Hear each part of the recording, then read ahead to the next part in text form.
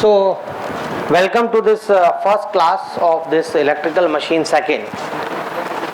In the very first class, I have told you that this, I think so you are in third year. So, fifth semester, third year, this course is entitled as electrical machine second.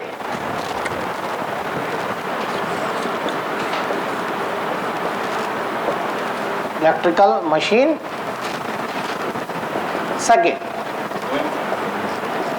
And in this course we will be discussing or we will be learning about the two type of machine, that is synchronous machine and asynchronous machine. I have already given you that classification of machine is the first classification is DC machine and AC machine. Among the DC machine you have a motor as well as generator. Similarly, on AC machine you have a motor and generator. Okay, and one important thing that each motor is of 4 to 5 types. Each generator is also 4 to 5 types. You have learnt this in your previous semester. What was that? Shunt. Another was series. Another was compound. And another was differential. The same case is true for the DC generator also. Is it clear? And now, in case of AC also, you have a motor and generator. And this AC is further being classified as a synchronous and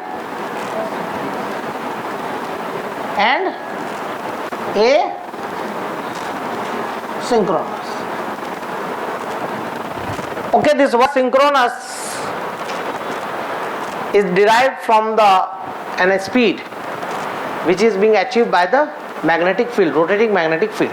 So far you have learnt about the static field, static magnetic field, okay, which was there in the transformer as well as DC machine. Is it clear? But here in this two types of AC machine, that is synchronous and asynchronous, what is there? That three-phase supply is being given, either given or being taken. So this is basically, these are three-phase machines. Okay, so in this three-phase machine, the single-phase machine is also there. You need not have to worry. But our mainly primary focus is on three-phase machine. हमारा पूरा का पूरा focus किस पे रहेगा? Three-phase machine. तो जब हम थ्री-फेज मशीन में थ्री-फेज सप्लाई देते हैं, तब अगर हम एक पर्टिकुलर टाइप में वाइंडिंग रखें, जिसको हम कहेंगे डिस्ट्रीब्यूटेड वाइंडिंग, क्या कहेंगे? Distributed winding. Then what will happen? A rotating magnetic field is produce. So rotate कर रहा है तो की स्पीड होगी डेफिनेटली. किस में होती है स्पीड? हमारी आरपीएम में. किस में होती है? रिवोल्यूशन पर मिनट में. अब जब वो रोटेट करेगा और एक स्पीड करेगा, वो स्पीड एक कांस्टेंट स्पीड होगी, इसलिए हम उसको स्पीड को नाम देते हैं सिंक्रोनस स्पीड. क्या नाम देते हैं? Synchronous machine. और जो मशीन इस स्पीड से रन करती है, उसका रोटर इसी स्पीड से रन करता है, उसको हम कहते हैं सिंक्रोनस मशीन. और जो उसके आसपास रहती है, जो उसके आसपास रहती है, मतलब अगर सिंक्रोनस स्पीड 3000 है आरपीएम है और उसकी स्पीड मान लो 2900 है, उसके आसपास ही है, या फिर ज्यादा हो सकती है 3100 आरपीएम, तो ऐसी मशीन को हम क्या कहते हैं? Asynchronous machine. ठीक है, तो इन सब का आधार क्या है? सिंक्रोनस और एसिंक्रोनस का आधार क्या है? Rotating magnetic field. क्लियर? तो हमें सबसे पहले समझना है कि ये रोटेटिंग मैग्नेटिक फील्ड कैसे प्रोड्यूस होता है. Is it clear? दोनों मशीन में जो सबसे बड़ा कॉन्सेप्ट वो किसका है? रोटेटिंग मैग्नेटिक फील्ड का. तो हम आज in this very first class we will understand that what is rotating magnetic field, how it is being produce, how it is being mathematically justified. Mathematically हम उसको जस्टिफाइड करेंगे कि ये कैसे रोटेटिंग मैग्नेटिक फील्ड है.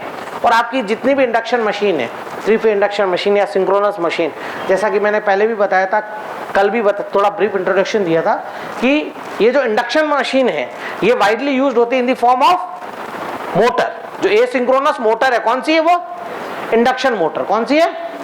और ये वाइडली हमारे एप्लीकेशन में, चाहे हाउस होल्ड डिवाइस हो, चाहे आपके इंडस्ट्रियल एप्लीकेशन हो, चाहे आपके एग्रीकल्चर एप्लीकेशन हो, उन सब में कौन सी यूज होती है?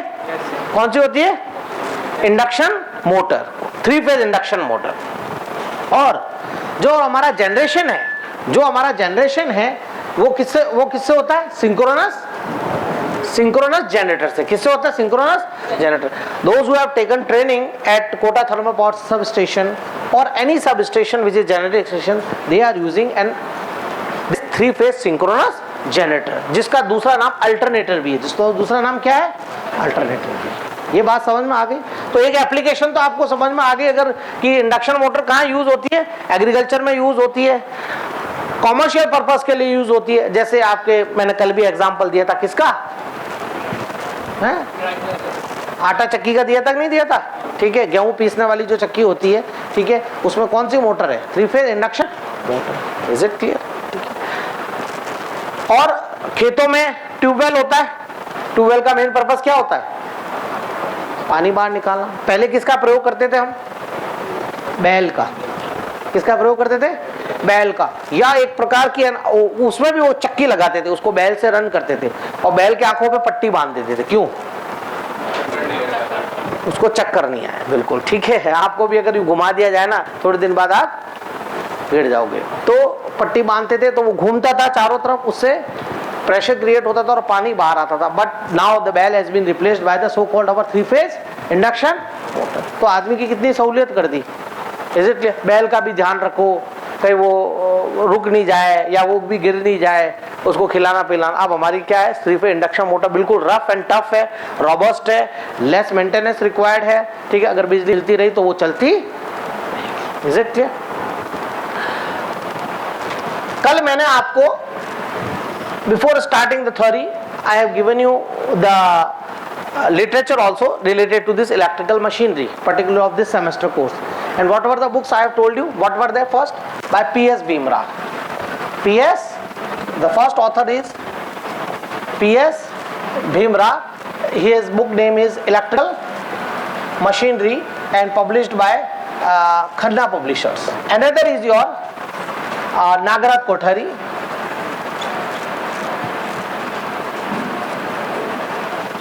Okay, electrical machine by the name electrical machine. And third one, it is being published by McGraw Hill.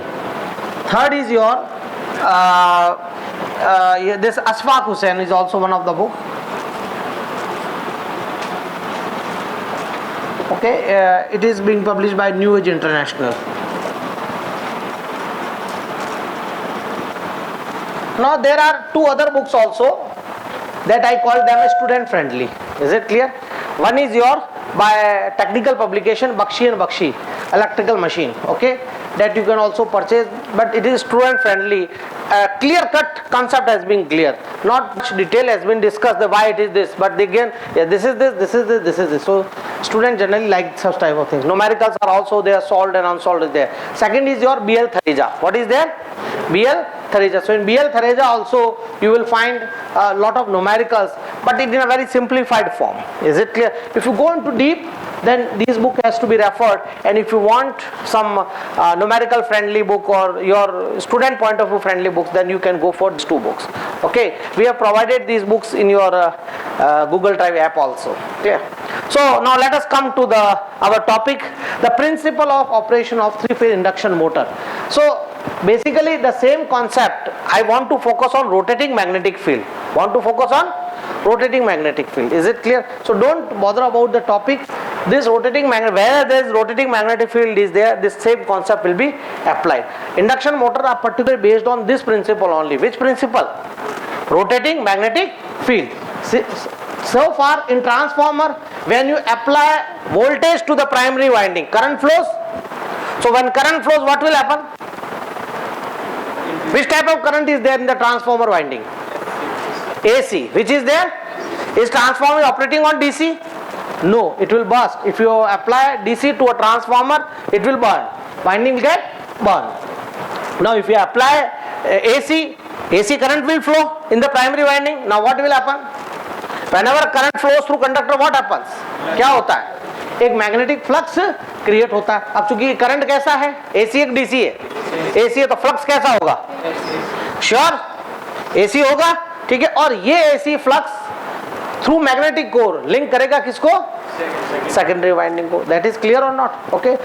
Three phase में भी हम क्या करते हैं, तीन फेज देते हैं, थ्री फेज ट्रांसफॉर्मर में भी थ्री फेज देते हैं, थ्री फेज करंट होगा, इज इट क्लियर, और थ्री फेज फ्लक्स प्रोड्यूस होगा, लेकिन वो रोटेटिंग नहीं होगा, वो rotating because your winding is concentrated form, winding is in concentrated form. अब मैं बताऊंगा आपको कि यहाँ पर जो थ्री फेज इंडक्शन मशीन है या फिर आपके सिंक्रोनस मशीन है, इसमें जो वाइंडिंग यूज होती है वो distributed, and distributed means 120 degree space displace. Three phase का क्या मतलब हुआ, थ्री फेज सप्लाई का क्या मतलब हुआ, that three supply is there, balanced three phase supply means three supply of equal magnitude, but in time they having a phase difference of 120 degree time.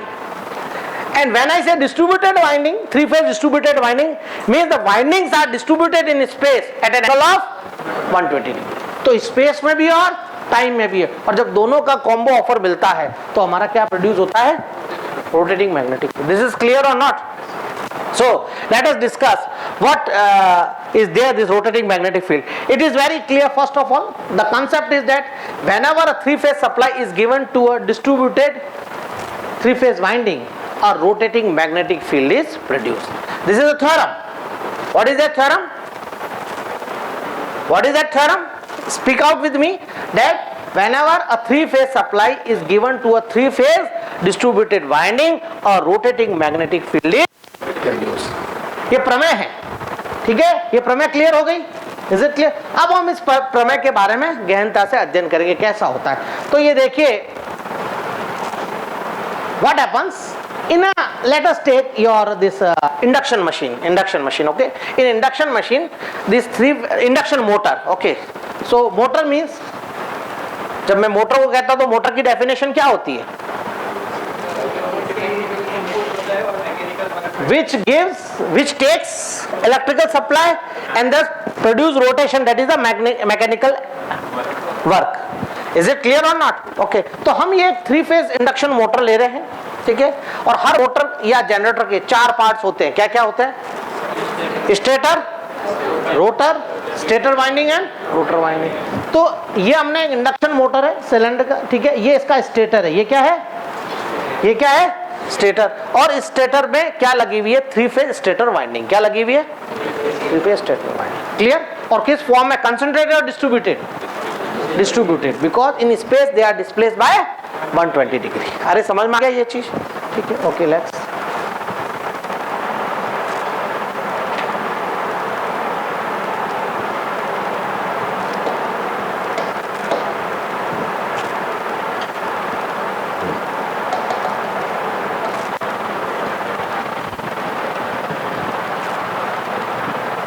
okay.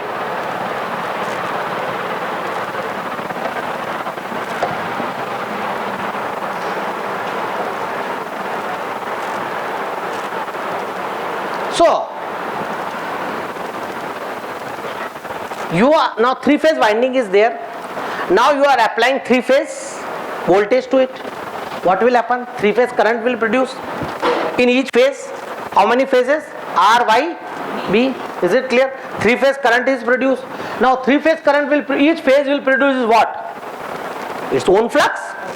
भाई जब करंट कंडक्टर के पास जाता है तो क्या प्रोड्यूस होता है, मैग्नेटिक फ्लक्स। अब थ्री फेज वाइंडिंग में थ्री फेज करंट प्रोड्यूस हुआ तो क्या प्रोड्यूस करेगा, three phase flux. Mathematically they are represented like this, phi R flux related to R phase, how much it is, phi m sine omega t. Clear? Phi B will be displaced by angle of minus 120 degree. So phi m is what, maximum flux, magnitude, maximum flux value. Is it clear? This will be displaced by minus 120 degree. And what is phi b? Phi m sin omega t plus 120 degree or minus 240. This is clear or not? ये सबको clear है कि नहीं है? तो ये तीन phase produce हो गए। अब ये क्या करेंगे, ये तीनों मिलकर, अब चूंकि वाइंडिंग एक जगह तो है नहीं, वाइंडिंग एक जगह है क्या, फाइंडिंग क्या है, डिस्ट्रीब्यूटेड फॉर्म में, तो अब इनका एक रिजल्टेंट वेक्टर होगा। अरे होगा कि नहीं होगा, फाई आर, ठीक है, वो क्या होगा, vector sum of these three, vector sum of these three fluxes. Is it clear? तो जब हम वेक्टर सम करेंगे तो इसको मानेंगे 0 डिग्री, एक रेफरेंस लेना पड़ेगा ना, और ये कितना होगा एंगल -120 डिग्री, और ये कितना होगा एंगल +1। देखो यहां दो बार आए हैं, 0 120 और +120 डिग्री या -240 डिग्री, दो बार आए, एक बार टाइम वेक्टर्स के लिए और दूसरी बार स्पेस वेक्टर के लिए। टाइम वेक्टर्स हमारे क्या कहलाते हैं, फेजर्स, टाइम वेक्टर्स क्या कहलाते हैं, फेजर्स, और दूसरी बार किसके लिए आए, स्पेस के लिए। तो कंफ्यूज मत होना, इस स्पेस के कारण ही, अगर ये स्पेस में अगर एक ही जगह होते 0 डिग्री पे, तब क्या रोटेटिंग मैग्नेटिक फील्ड प्रोड्यूस होता, नहीं, तब नहीं होता। स्पेस में डिस्ट्रीब्यूशन के कारण इसमें रोटेटिंग मैग्नेटिक फील्ड प्रोड्यूस। अरे ये क्लियर हुआ कि नहीं हुआ, ठीक है, चलो आगे चलते हैं। So from there it is clear, this is your R phase, graphically it is clear, then y phase, and this is -120 degree, and this is your, is this graph is clear or not, is there any confusion? Okay, so now let us take some points, some time values. First we take, consider the point 0. So point 0 means when omega t is equal to 0, omega t is equal to 0 यहाँ पर. So if I place 0 here, what I will get? Sin 0 is 0. Do you know this simple mathematics? सभी को मालूम है sin 0 क्या होता है, 0 होता है। तो R ने कितना कंट्रीब्यूट किया, 0। ओके, अब हमें रिजल्टेंट निकालना। मैं ये किस लिए कर रहा हूं, मैं अलग अलग आपको इंस्टेंट लूंगा। पहला इंस्टेंट क्या लिया, omega t is equal to 0, फिर मैं ओमेगा इज इक्वल टू π/3 लूंगा, π/6 लूंगा, और फिर आपको बताऊंगा कि देखो जो रिजल्टेंट वेक्टर है वो क्या कर रहा है, वो रोटेट कर रहा है। Is it clear? मेरा मेन पर्पस है, मैंने आपको थ्योरम तो बता दी, ज्योमेट्री में थ्योरम नहीं होती है, ज्यामिति में, ज्यामिति बड़ी है, निर्देशांक ज्यामिति, और कौन सी बड़ी है, त्रिकोणमिति भी बड़ी है, ट्रिग्नोमेट्री। मतलब हिंदी के शब्द हमारे भारत में ही बोलने पर ऐसा लगता है जैसे कोई मैं फॉरेन लैंग्वेज बोल रहा हूँ, रशियन या स्पेनिश या है, जबकि हमारे भारत सरकार के द्वारा ये अब डिक्लेयर्ड हो गया है कि अब आप मदर टंग में पढ़ाएंगे और मदर टंग में ही सिलेबस बनाएंगे, ठीक है।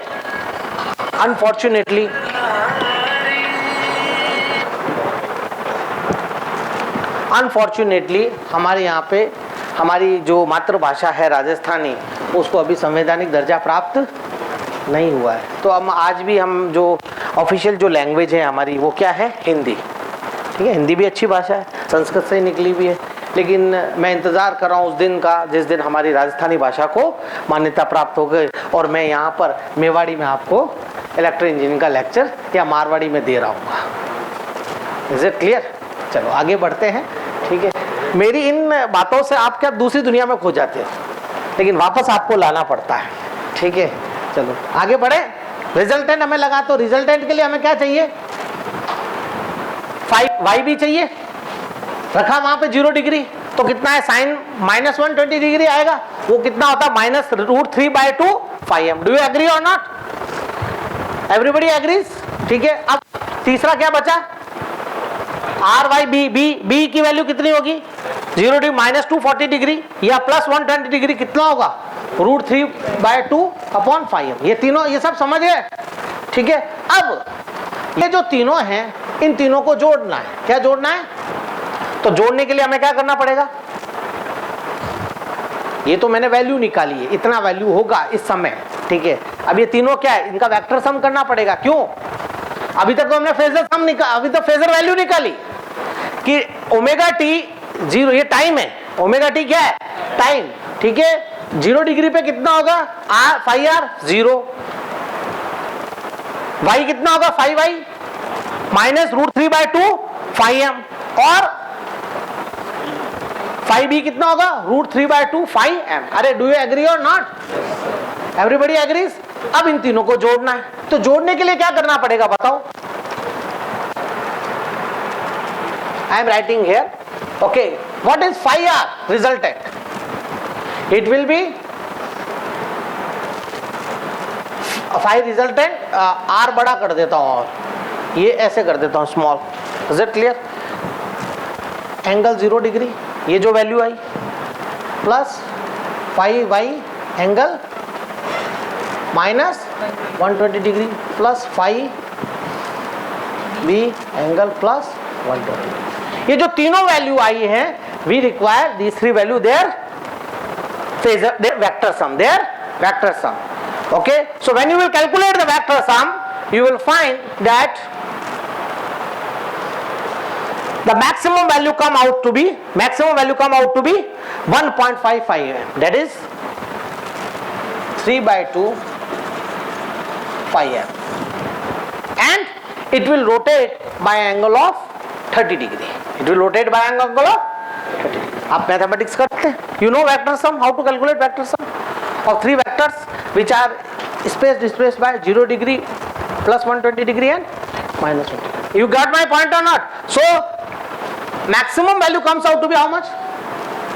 3/2 phi m, and the resultant angle, okay, it will be rotated by an angle of 30 degree. You got my point or not? Is it? चलो ठीक है, ये तो चलो वो रिजल्टेंट वेक्टर 30 डिग्री पे. अब और एक वैल्यू लेते हैं. पहले क्या ली थी हमने? Omega t is equal to 0 degree. अब थोड़ा बढ़ाते हैं. Let's take the value pi by 6. Pi by 6 means अरे 30 degree. Simple multiply by 180 degree, you will get it. Is it not?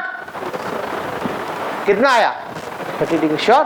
ठीक है. अब इसकी वैल्यू रखें तो फाई आर अंकल क्या होंगे हमारे magnitude wise?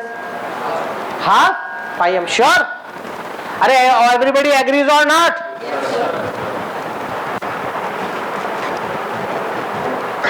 What will be the value of phi y, uncle? Just place the value 30 degree, 30 minus 120 degree, minus 90 degree, and sin minus 90 degree is nothing but minus phi, and everybody agrees. What will be the phi b, uncle, at 30 degree?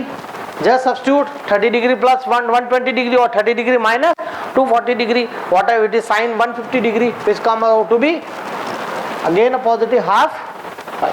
Do you agree or not? ये बात समझ में आ गई. तीन values आ गई. क्या क्या आई? पहली वैल्यू क्या थी? हैं? 1/5m. दूसरी, तीसरी. अब इनको वापस क्या करेंगे अपन? Phasor sum, sorry vector sum. क्या करेंगे? देखो, डोंट गेट कंफ्यूज. अभी हमने फेजर वैल्यू निकाली है, अब इनका क्या करेंगे? Vector sum. वेक्टर सम करेंगे. Again you will find that the maximum, the resultant value comes out to be 3/2 phi m maximum value, and again it will rotate by an angle of. अरे समझ में आया क्या नहीं आया? ठीक है. तो what will happen? Now we will take another case of. तो देखिए, एक रेफरेंस लिया हमने, वहां से कितना हुआ? 30 डिग्री. अब 60 डिग्री लेते हैं. 60 डिग्री रखा, साइन 60 डिग्री कितना होता है? √3/2 phi m आ गया. phi y निकालते हैं. वही phi y कितना होगा? जैसे ही आपने रखा, how is taking 90 degree? Oh, this is 60 degree. Clear? 60 degree minus 120 degree will come out to be minus √3t by phi m. What about the phi b? Again place the value. What is come out to be? Sin minus 180 degree कितना होता है? 0. So three values you have got. Again what you will do? Phasor sum. Again, no, sorry, vector sum. What you do? Vector sum. Okay. So again you will find that the resultant comes out to be, the maximum value comes out to be 3/2 phi m, that is 1.5 mm, and again it is rotated by angle of 30 degree. तो पहला आया 30 degree, दूसरा 30 degree. इसका मतलब क्या हो रहा है? ये कंटिन्यूस रोटेट कर रहा है. किस डायरेक्शन में? Clockwise direction. किस डायरेक्शन में? क्लॉकवाइज डायरेक्शन में रोटेट कर रहा है. ठीक है. अब आप एक तीसरी वैल्यू और चौथी वैल्यू. नहीं सर, 2 से क्या होता है? हमें एक्चुअली क्या करना है? जनरलाइजेशन देना है. क्या देना है? जनरलाइजेशन देना है. एक मतलब कि हम जनरलाइजेशन के, या तो सारे पॉइंट लो अगर आपके पास बहुत फुर्सत है 0 भी लूंगा, 1 डिग्री भी लूंगा, 2 डिग्री भी लूंगा, 3 डिग्री भी लूंगा, 4 डिग्री भी लूंगा। लेकिन अभी आपको समझाने के लिए generalize 0 degree, 30 degree, 60 degree, 90 degree लेकर हम बता देंगे कि जो रिजल्टेंट वेक्टर बन रहा है, रिजल्टेंट फेजर जो बन रहा है, वो क्या कर रहा है, रोटेट कर रहा है clockwise direction.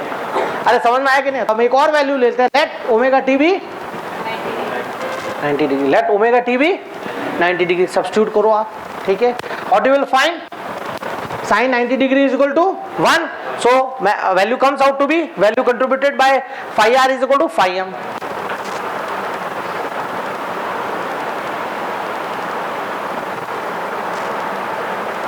Value contributed by phi y will be how much? How much? 90 degree minus 1 to minus 30 degree by minus half. Value of phi b is equal to minus half phi m. यदि it had been concentrated winding, what would we have there sum? Simply linear sum, additive नहीं करते अपन, ठीक है। तो उसमें कितना आया था आपका, 90 डिग्री दिया था, 1 आया था, phi m minus half phi m minus half phi m, तो टोटल कितना हो जाता, माइनस फाई एम, तो वो हो गया minus half phi minus total 0। आप क्या कहते हैं, अगर कंसंट्रेटेड वाइंडिंग होगी तो कितना आता, 0 आता नहीं। But this is which type of winding, that is in space displaced by angle of 120 degree. So to find out the resultant, what you will do, again you will take the vector sum of these three quantities, phi r angle 0 degree, phi y angle minus 120 degree, or phi y angle again you will find the maximum value comes out to be how much, 1.5 m, that is 3/2 phi m. And again the rotor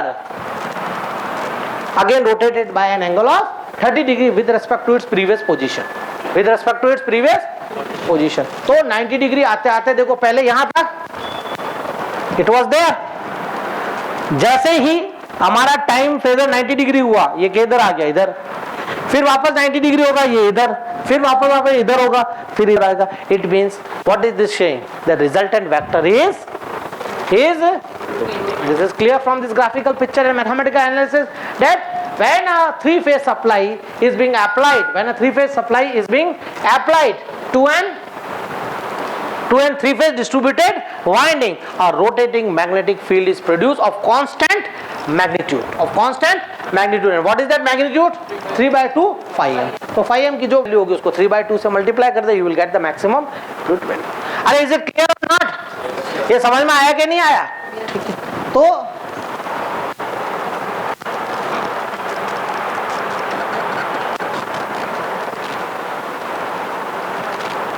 we clear it, okay. So you can see that from the figure, the two poles are being wounded on a induction machine, and whenever three-phase supply, this is a what, now what is the what type of this three-phase connection is delta, it is a delta connection, okay. So when three-phase supply is given to this, okay, L1, L2, L3, what will happen, you can see that this rotor, the rotating magnetic field is produced like this, like this, like this, like this. Is it clear or not? Okay, that I have already explained through graphical analysis. So one thing is very clear, that a rotating magnetic field is produced when a three-phase supply is given to a three-phase distributed winding. Clear? Okay. Now the next question arises,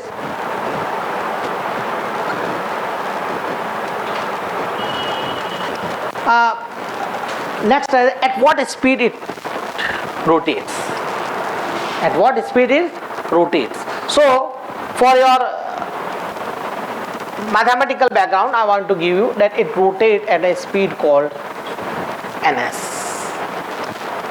It rotates at a speed called ns, which is known as synchronous speed, which is known as synchronous speed.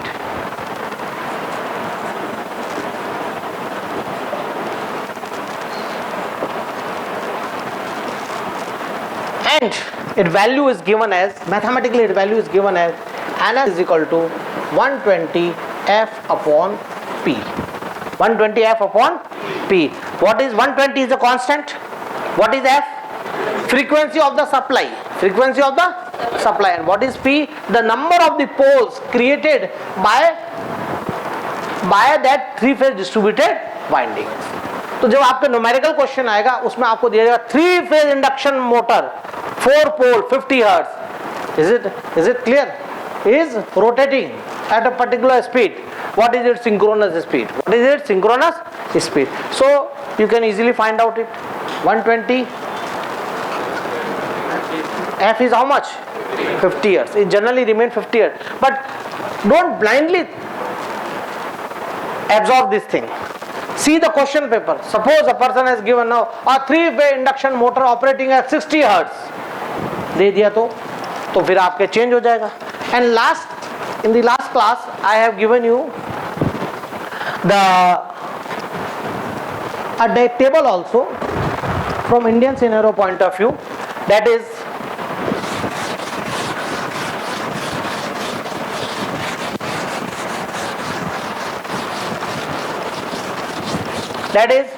what is the relationship between frequency and poles. Okay, so first of all we keep the frequency constant.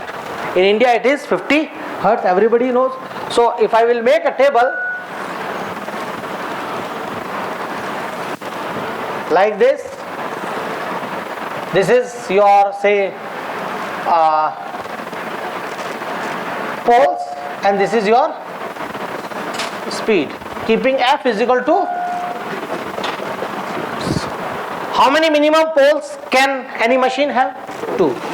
Okay, so when it is 2 and you substitute it here, 120, F is how much? 50. So it will always 120 into 50 is how much? 6,000.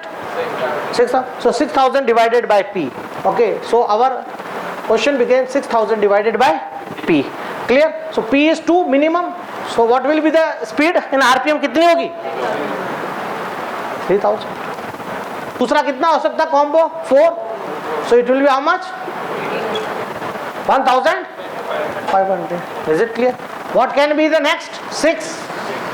So it will be RPM. Speed is in RPM. P is number of. And same way likewise you can have 8, divide 6,000 by 8. I think so you get how much? 750 RPM. Like this way. Okay. So similarly you can prepare a table for 60 years also. Just what you do, 120 multiply by 60 years. So it will comes out to be how much? 7,200.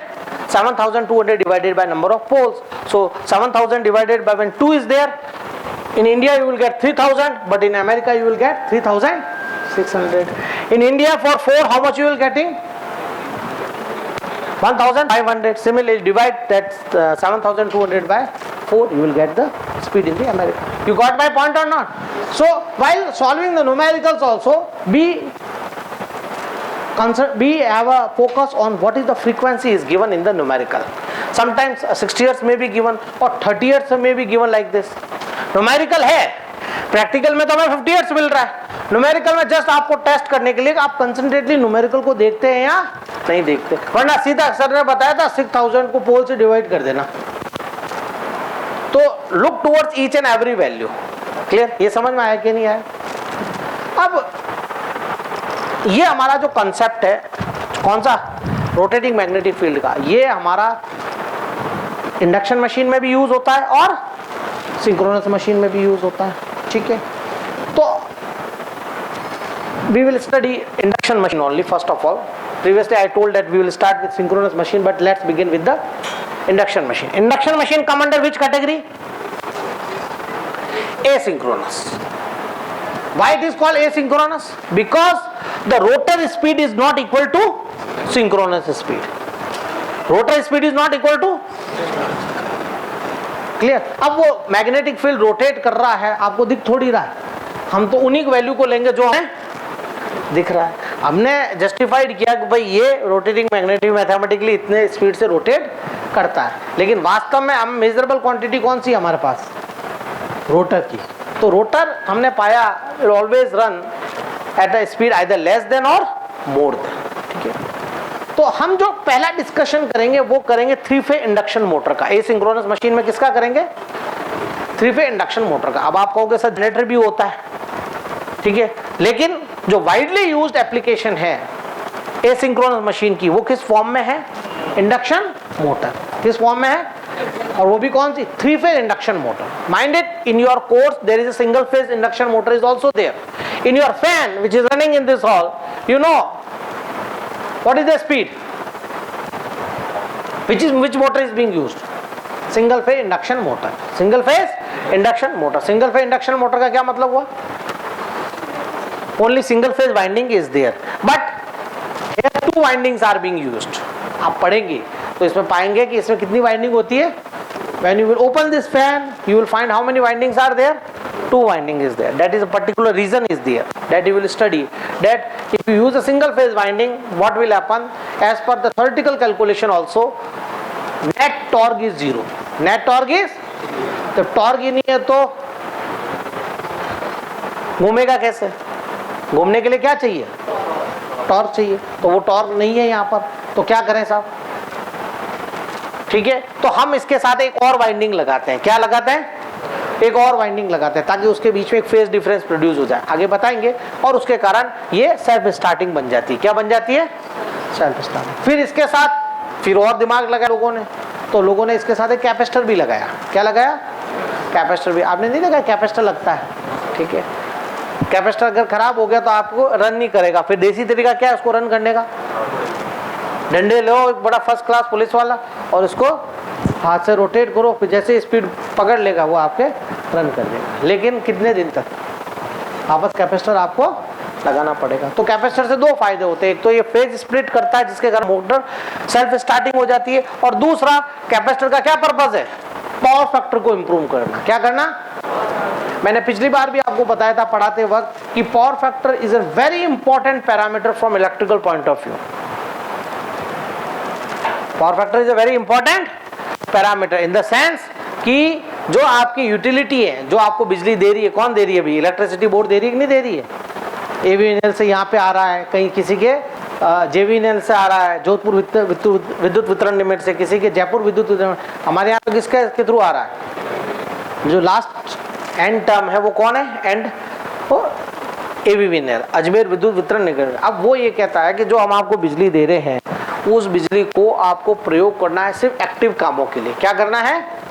Active कामों के लिए. ठीक है, reactive कामों के लिए नहीं. ठीक है, और रिएक्टिव काम कौन करता है? हमारी मशीनों में रिएक्टिव काम कौन करता है? Inductive coil. कौन करती है? आपके सारे जितने भी इंस्ट्रूमेंट है, इलेक्ट्रॉनिक्स है या चाहे इलेक्ट्रिकल है, all most of them are having what happen? A coil is there. आपकी इंडक्शन मशीन में क्या है? कॉइल है. आपकी रेफ्रिजरेटर में भी कॉइल है. आपकी और भी कोई डिवाइस है, इलेक्ट्रॉनिक डिवाइसेस है, चाहे कंप्यूटर है, उनमें सब में इंडक्टेंस है. क्या है? इंडक्टेंस है. तो जहाँ इंडक्टेंस है तो वहाँ करंट फ्लो होगा तो क्या प्रोड्यूस होगा? Magnetic flux. तो मैग्नेटिक फ्लक्स ऐसे थोड़ी, वो भी अपनी एक एनर्जी लेगा, एक पावर लेगा. वो पावर को हम क्या कहते हैं? Reactive power. क्या कहते हैं? Inductive reactive power. अब आपका जो यूटिलिटी है, जो जनरेशन पॉइंट है, वो ये कहता है कि मैं जो आपको पावर दे रहा हूं उसको किसके लिए यूज करो? एक्टिव, खर्च करने के लिए. एक्टिव मीन्स हमारा रेजिस्टेंस. एक्टिव मीन्स हमारा resistance. Is it clear? Reactive power के लिए तुम उसको खर्च मत करो. लेकिन बिना मैग्नेटिक फील्ड के कोई काम चलेगा? ये मोटर रन करेगी क्या? करेगी क्या? रेफ्रिजरेटर चलेगा क्या? हाँ, आपकी वॉशिंग मशीन चलेगी क्या? नहीं चलेगी. तो आपका ओवन भी नहीं चलेगा. तो उन सब में कॉइल तो है, इंडक्टेंस तो है. तो इंडक्टेंस है तो रिएक्टिव पावर भी यूज कर रही है. चलो घरों में तो माफ कर दिया, लेकिन बाहर होटलों में भी, कॉमर्शियल में आटा की चक्की, वो जो गेहूं की पीसने वाली जो चक्की है वो भी यूज कर रहा है. तो फिर गवर्नमेंट ने उनके लिए जो कॉमर्शियल टाइप्स के जितने भी लोड्स हैं, हम तो किस में आते हैं? आपका घर किस में आता है? डोमेस्टिक लोड में. किस में आता है? तो डोमेस्टिक लोड को माफ कर रखा है अभी, लेकिन जितने भी कॉमर्शियल लोड्स हैं, चाहे फैक्ट्री है, चाहे ये बड़े बड़े हायर लोड्स हैं, इंडस्ट्रियल लोड है या कॉमर्शियल लोड है, उनके ऊपर गवर्नमेंट ने प्रोविजन कर रखा है पेनल्टी का. क्या कर रखा है? Penalty in the sense that you have to maintain a power factor of unity.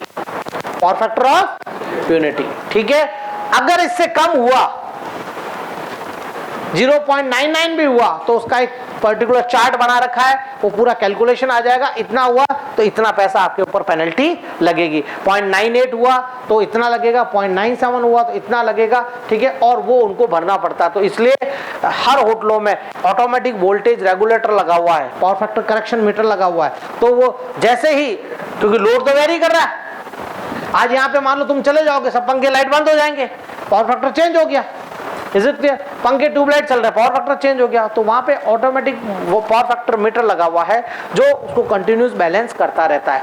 और इसको ये रिएक्टिव पावर कौन देता है भाई? उसने क्या कहा, रिएक्टिव पावर यूज मत करो, क्या यूज करो मुझे तो, लेकिन रिएक्टिव पावर तो चाहिए, तो बाहर से हम एक कैपेसिटर बैंक लगाते हैं। क्या लगाते हैं?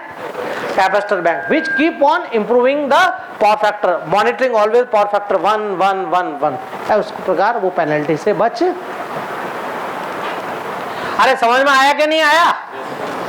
ठीक है, तो बीच में जस्ट ये मैंने बात बताई। तो इंडक्शन मशीन मोटर के बारे में हम बात करेंगे। अब ये इंडक्शन मशीन कैसे चलती है ये हमें समझना है। अभी हमने बता दिया रोटेटिंग मैग्नेटिक फील्ड। अब ये रोटेटिंग मैग्नेटिक फील्ड को समझने के लिए पहले हम इंडक्शन मशीन के कंस्ट्रक्शन पे जाएंगे। किस पे जाएंगे? कंस्ट्रक्शन पे। ठीक है, तो उसका कंस्ट्रक्शन देख लेते हैं।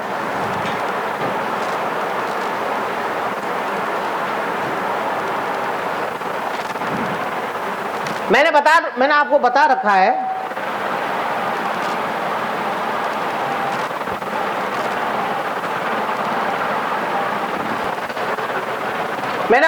रखा है कि हर मशीन में कितने पार्ट्स होते हैं? कॉमन 4। क्या क्या? Let's write down the name. Stator, rotor, stator winding, और तीसरा चौथा क्या है? Rotor winding. It is clear? So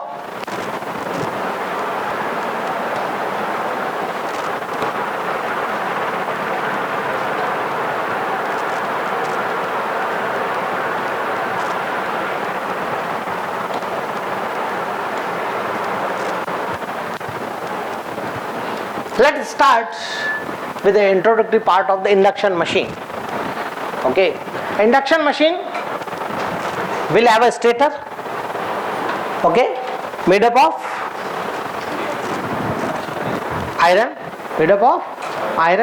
okay, and in this stator, on its inner side there will be a core, there will be a laminated core, which core have a slots inside it.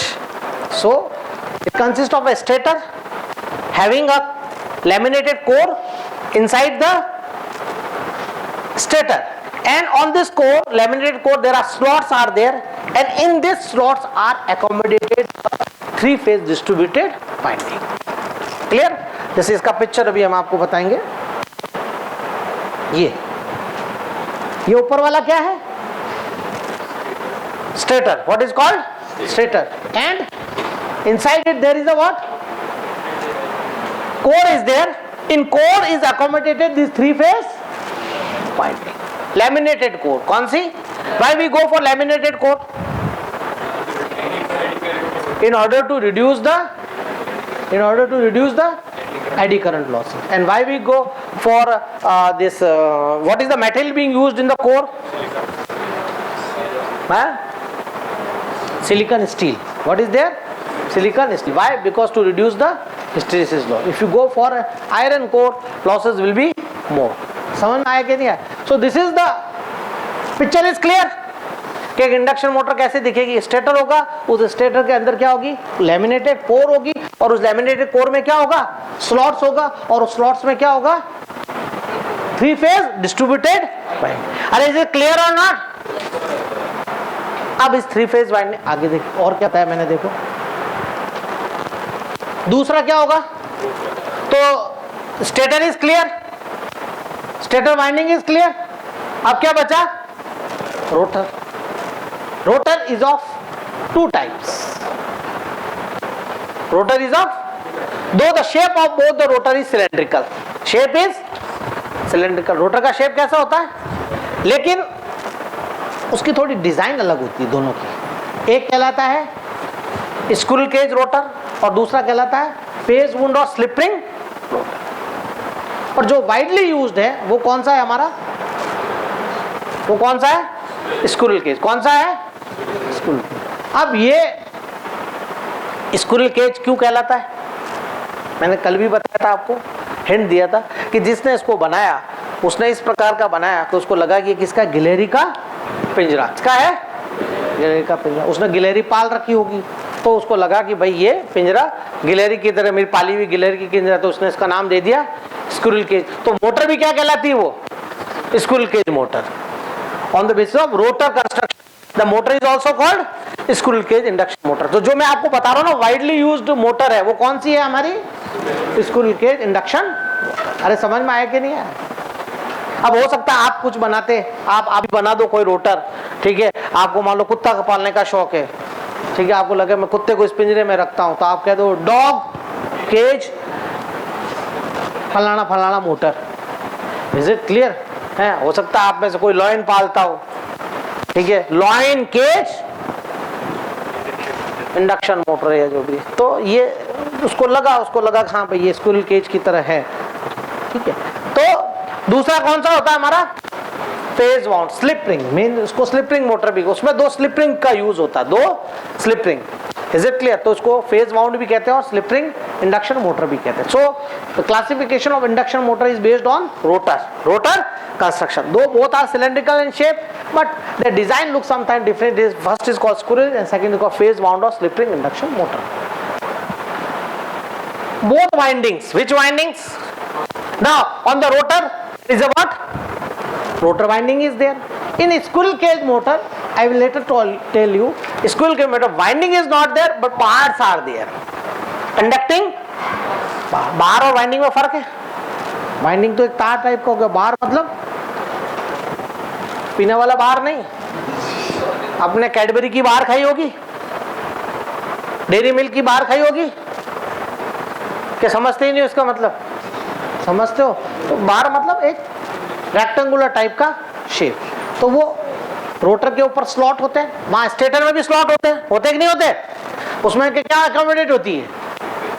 3 phase distributed winding. इसी प्रकार rotor cylindrical का होता है, ठीक है, अभी बताऊंगा construction. उसके ऊपर की साइड उसमें इंटरनल होता है, इसमें एक्सटर्नली स्लॉट्स होते हैं। उस स्लॉट्स में क्या डाला जाता है? वाइंडिंग की जगह क्या डाला जाता है स्क्विरल केज मोटर में?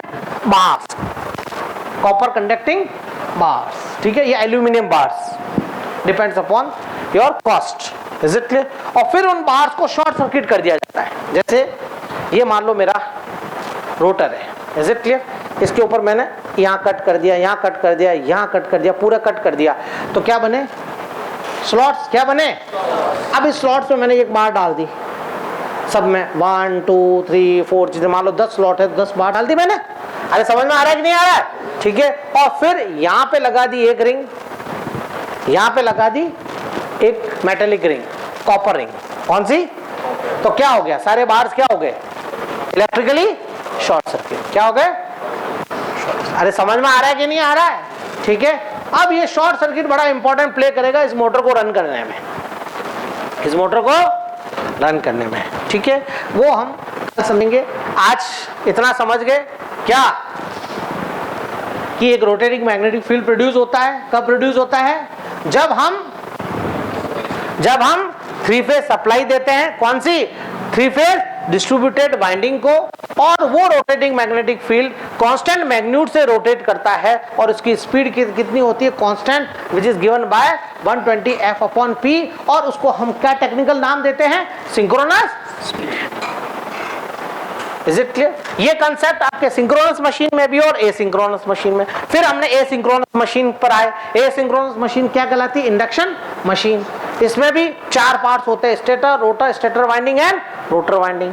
और इनका क्लासिफिकेशन उनके रोटर के बेस पे पहली कहलाती है स्क्विरल केज इंडक्शन मोटर, क्योंकि उसका रोटर का शेप कैसा होता है? Squirrel cage. और दूसरी कहलाती है फेज वाउंड और स्लिप रिंग मोटर, क्योंकि उसमें स्लिप रिंग का यूज होता है, लेकिन वो भी सिलेंड्रिकली होती है। अरे समझ में आया कि नहीं आया? Is it clear? तो आज इतना ही, कल फिर और बात करेंगे हम इंडक्शन मशीन के बारे में। Any doubt? कोई शक, कोई सवाल, कोई डाउट, कोई डिफिकल्टी? Okay, thank you.